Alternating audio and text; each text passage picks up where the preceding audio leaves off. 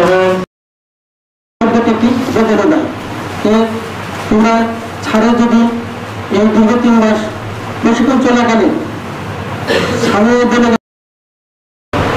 ওটাকে দাওয়াত আসতে চায় না, ওটাকে একটু বিভিন্ন অ্যাঙ্গেল থেকে বলে নিয়ে আসতে হয়, এত সম্পর্কগুলো বন্ডিংটা স্ট্রং হয়। আমি মনে করি যে তোমাদের পিকনিক বলো, এই যে বিদায় অনুষ্ঠান, বিদায়ী ছাত্র মাসুদ রানা আজকের বিদায়ী বক্তব্য আরম্ভ করার পূর্বে আমি জাস্ট একটু সুন্দর করে বসার জন্য বলছি, রুহুল আমিন একটু আগে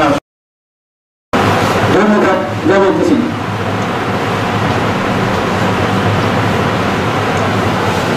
আমরা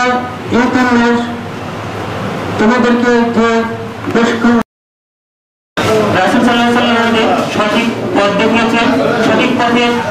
সন্ধান দিয়েছেন, আমরা তার পথে অনুসরণ করে চলবো ইনশাআল্লাহ। আমরা আমাদের পক্ষ থেকে সকল স্যারকে জানাই আন্তরিক ধন্যবাদ, কারণ এত সুন্দর করে আমাদের